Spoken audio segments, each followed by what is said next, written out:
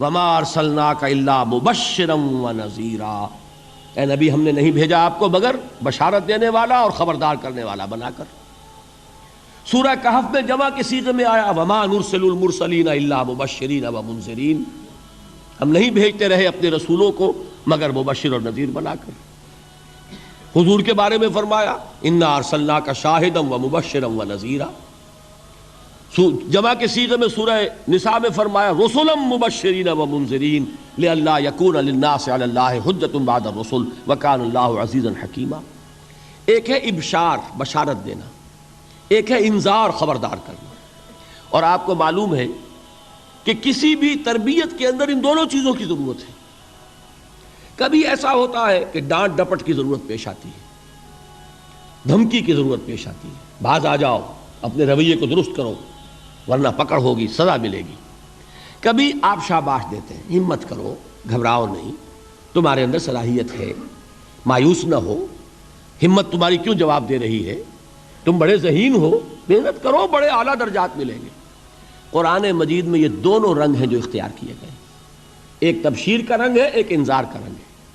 سورۃ العصر میں انذار کا رنگ ہے، خبردار، تمام انسان ہلاکت اور بربادی کا نوالا بننے والے ہیں سوائے ان کے جو چار شرطیں پوری کریں، الا الذین آمنوا وعملوا الصالحات وتواصوا بالحق وتواصوا بالصبر۔ تو معلوم یہ ہوا کہ یہ کامیابی کے جو منیمم پری ریکویزٹس ہیں، مجھ سے کہا گیا کہ انگریزی کے الفاظ کا فوراً ترجمہ کر دیا کرو، اور میں کر دیتا ہوں۔ اصل میں مغالطہ آپ کو یہ ہوتا ہے میں ترجمہ کہہ کے نہیں کرتا، لیکن اس کے بعد میں فوراً اردو کا مترادف جو ہے وہ لے آتا ہوں، لیکن میں یہ اس لیے استعمال کرتا ہوں انگریزی اصطلاحات، جیسا کہ میں نے عرض کیا تھا کہ میرے اصل مخاطب ہیں جدید تعلیم یافتہ لوگ، اور جدید تعلیم یافتہ لوگوں کے کمیونیکیشن جو ہے، ابلاغ، وہ ان انگریزی اصطلاحات کے ذریعے سے زیادہ بہتر اور صحیح تر ہوتا ہے، ورنہ وہ بات سمجھیں گے نہیں۔ اسی لفظ ابلاغ کو وہ نہیں سمجھیں گے اور کمیونیکیشن کو سمجھ لیں گے۔ یہ ہے اصل میں ساری مصیبت کے جو اس وقت ہمارے سامنے ہے، اس لیے یہ الفاظ ہم استعمال کرتے ہیں۔ تو میں یہ کیا عرض کر رہا تھا کہ در حقیقت ان الانسان لفی خسر الا الذین آمنوا وعملوا الصالحات وتواصوا بالحق وتواصوا بالصبر، یہ منیمم پری ریکویزٹس ہیں، کم سے کم لوازم ہیں نجات کے، ان سے کم تر پر نجات کا کوئی سوال نہیں۔ اس لیے کہ قسم کھا کر اللہ فرما رہا ہے، زمانے کی قسم ہے، تمام انسان خسارے میں ہیں سوائے ان کے جو چار شرطیں پوری کریں۔ تو تیسری چیز ذہن میں یہ رکھیے، یہ چاروں شرطیں لازم ہیں، یہ بہت اہم نکتہ ہے۔ ابھی ہم نے کسی لفظ کی گہرائی میں اتر کر نہیں دیکھا ہے، ابھی تو ہم سرسری طور پر تذکر بالقرآن کے مرحلے میں ہیں۔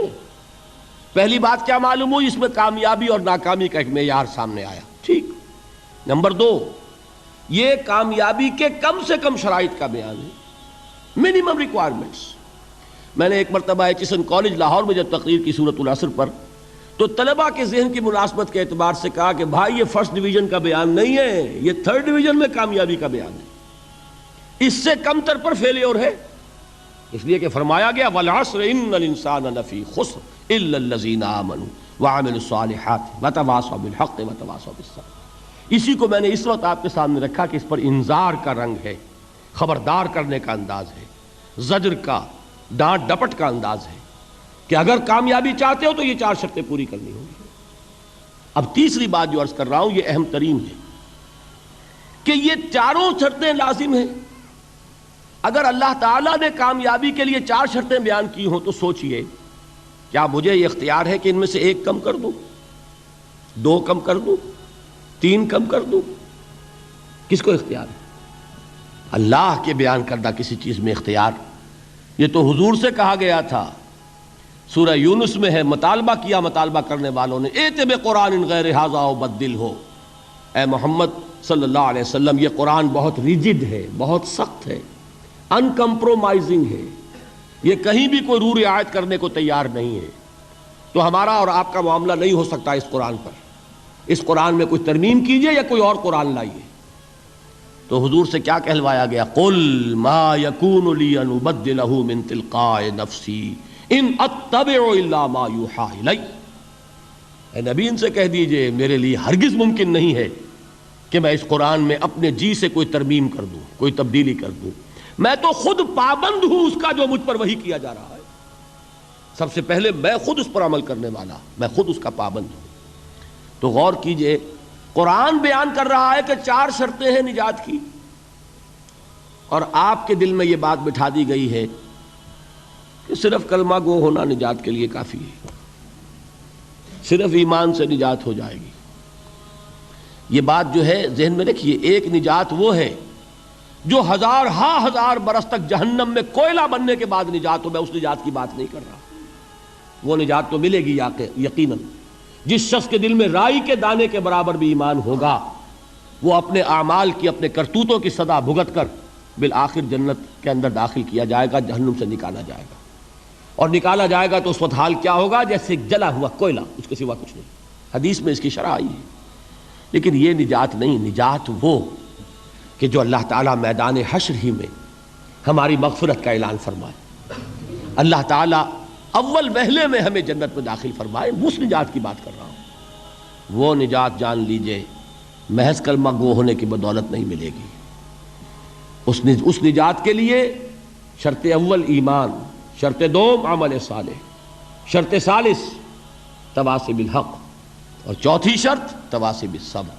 یہ قرآن کا بیان ہے، یہ کسی انسان کا کلام نہیں ہے کہ اس میں ترمیم کی جا سکے. 4 شرطیں پوری ہوں گی تو نجات ہوگی.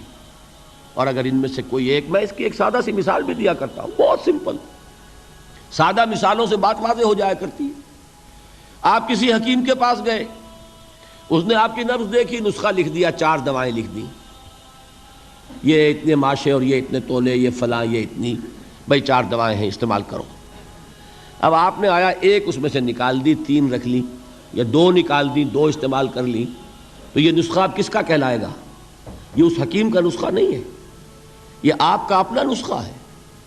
ہو سکتا ہے یہ نسخہ شفا نہ رہے، نسخہ ہلاکت بن جائے. اس لیے کہ آپ کو معلوم ہے، ہر شخص جو نسخہ لکھتا ہے وہ جانتا ہے. آپ کسی مرض میں ایک دوا دیتے ہیں جو بڑی تیز ہے، مضر ہے، ضروری بھی ہے دینی، ساتھ ہی اس کے لیے مصلح دیتے ہیں، کریکٹیو دیتے ہیں جو اس کے تیز اثر کو ختم کر دے، اس کا جو مضرت بخش پہلو ہے اس کا ازالہ کر دے. اب فرض کیجئے آپ نے وہ تیز دوا تو خوب استعمال کی، اور اس کا جو وہ کریکٹیو تھا، اس کا جو مصحح تھا، اس کو آپ نے ساقط کر دیا، تو وہ نسخہ شفا ہوگا کہ نسخہ ہلاکت؟ نسخہ ہلاکت. تو جان لیجئے یہ 4 اجزاء پر مشتمل نسخہ نجات ہے جو اللہ تعالیٰ نے ہمیں عطا فرمایا.